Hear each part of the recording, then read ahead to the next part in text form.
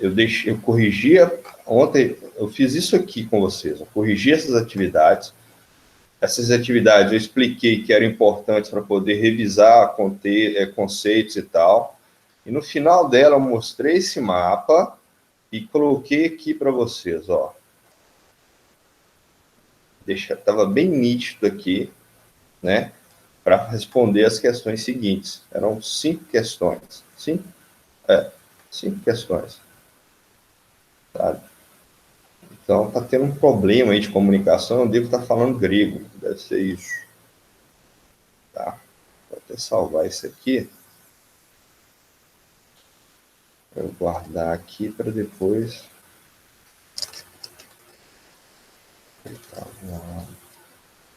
Colar. Geologia.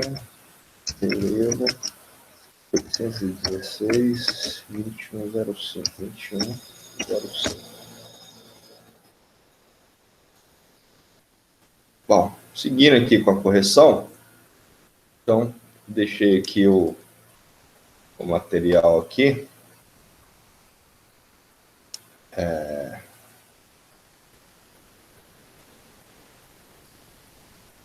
Deixei aqui.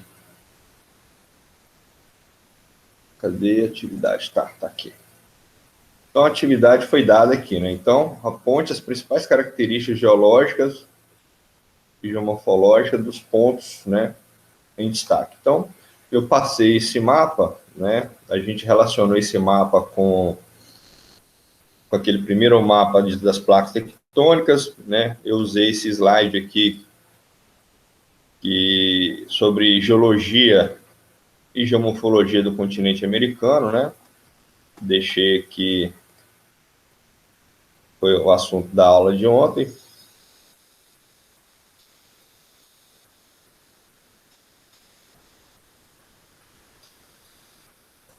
E aí ficou essa atividade aqui. Mas vamos lá.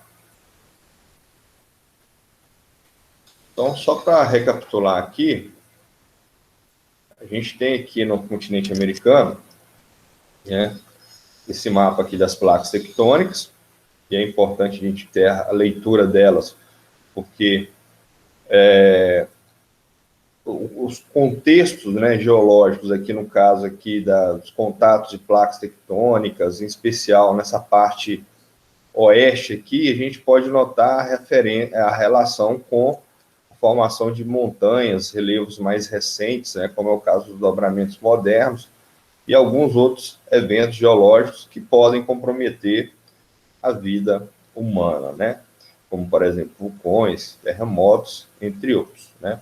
E também é importante lembrar que esses contextos geológicos também podem estar relacionados a diferentes formações de recursos minerais, né?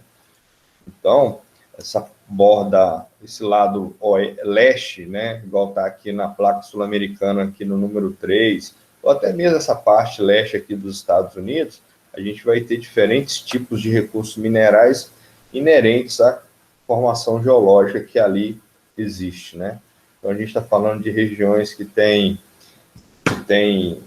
prata, ouro, minérios, entre outros, e que tem uma formação geológica diferente do outro lado oeste. Então, é importante a gente pensar, né? Outra coisa também que é importante lembrar, né, que o continente americano, boa parte dele, né, tirando essa parte da Cordilheira dos Andes, as rochosas,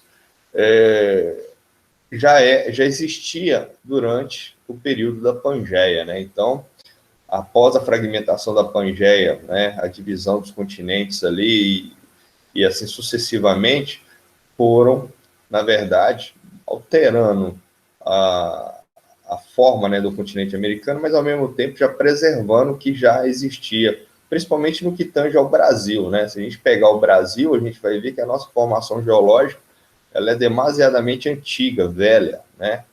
E é um remanescente ainda do período pré-cambriano, né? A gente está falando de períodos bem antigos, assim por assim dizer, né? De maneira geral, vocês vão ter que lembrar que no continente americano a gente tem aqui, né, bacias sedimentares, né, que são áreas em que ocorrem deposição de sedimentos, né, são áreas aí que tem por volta aí de 570 milhões de anos, né, geralmente são áreas de menor altitude, porém pode acontecer em áreas de bacias sedimentares a formação de planaltos também, né. Então o Brasil teria áreas de bacias sedimentares com a formação de um relevo em planalto, como é o caso do sul do Brasil.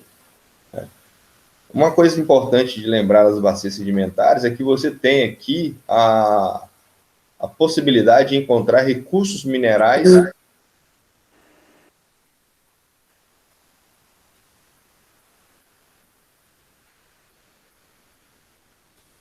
Pronto.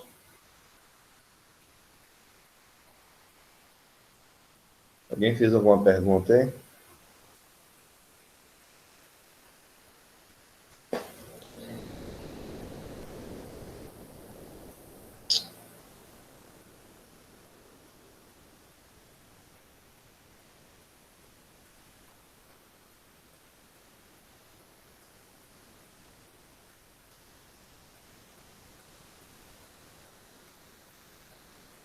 Daqui a pouco a gente olha isso.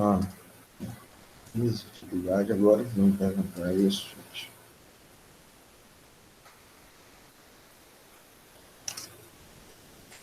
Continuando aqui, os escudos cristalinos na porção leste, né?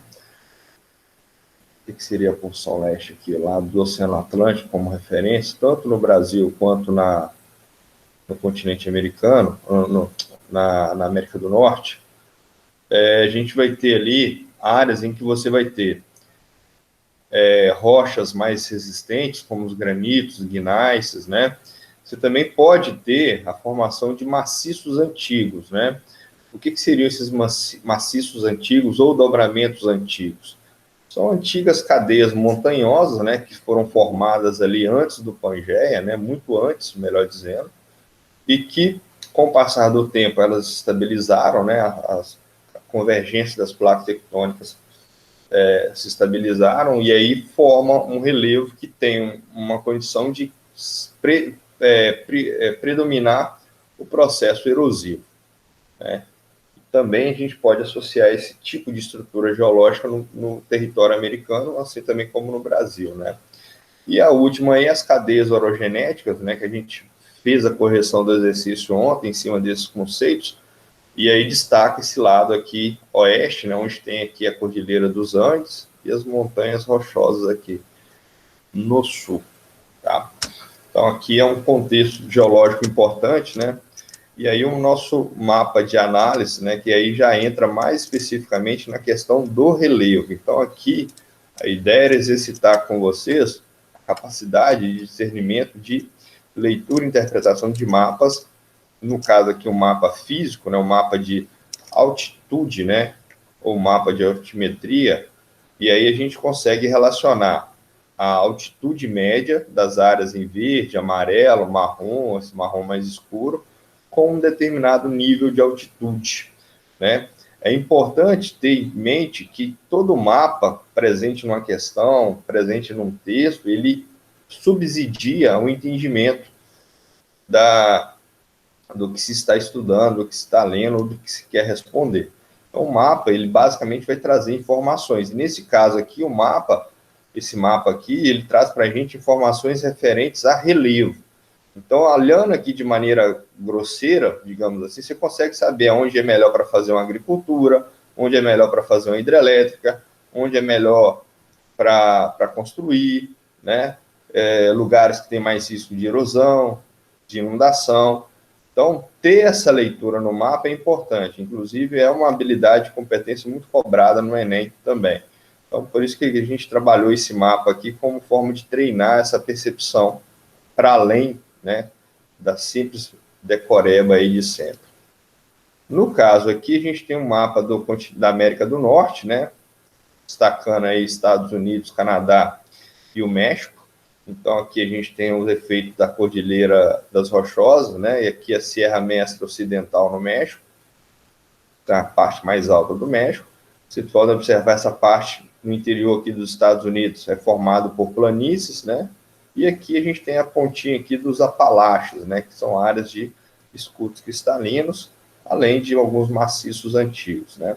Se a gente traçar uma reta de leste a oeste, o perfil topográfico, né, ficaria mais ou menos assim.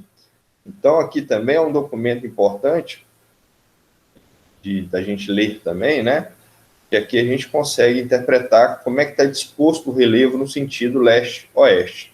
Então, aqui começa com o Oceano Pacífico, cadeia da costa, Serra Nevada, os planaltos do interiores, né?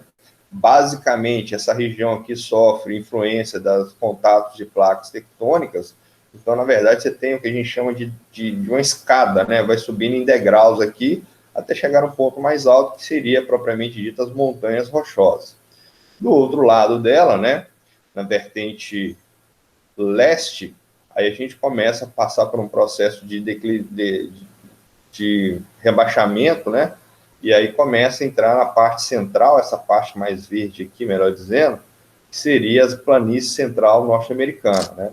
E aí, se a gente for analisar o aproveitamento econômico dessa área, a gente vai ver que vai ter maiores possibilidades de agricultura, pecuária e a navegabilidade de alguns rios, né? Principalmente o rio Mississippi, que agrega muito na questão do transporte, das logísticas aí. Depois, saindo aqui para o lado leste, a gente entra nos Apalaches, né, que são planaltos antigos, né, formações geológicas antigas. Então, se os Apalaches são antigos, as rochosas são mais recentes. E depois as planícies litorâneas aí. Né.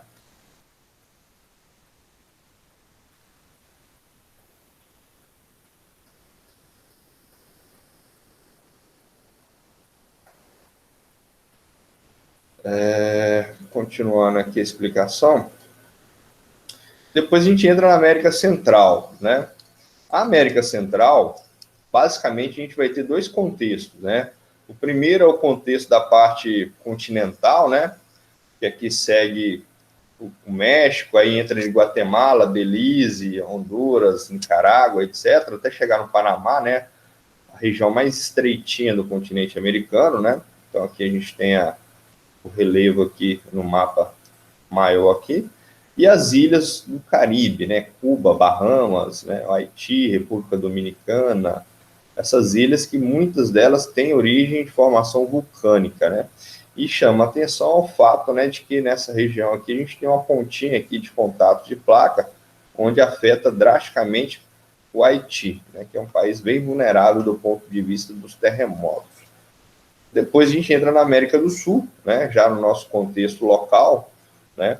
Então é sempre importante depois aqui a gente relacionar os países com a questão do relevo, né? Então, os países andinos, ou os países que têm ali influência da Cordilheira dos Andes, basicamente são esses aqui, ó. Pega um pouquinho aqui da Venezuela, descendo aqui Colômbia, Equador, Peru, Bolívia, Chile e Argentina, né?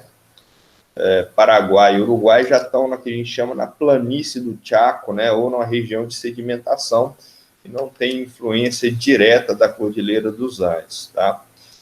Então, é sempre importante a gente lembrar dessa relação dos países com o contexto geológico e do relevo. E no caso aqui, esse mapa, a gente consegue ver aqui, ó, planície amazônica, os maciços das Guianas, aqui em cima, aqui no norte do Brasil, né, são áreas antigas aqui, o Planalto Central brasileiro, Planalto do Leste, né, Serra do Espinhaço, né, então a gente consegue fazer essa análise. É importante também pensar que na medida em que você lê esse mapa de relevo, você também tem uma percepção diferente para poder entender as bacias hidrográficas.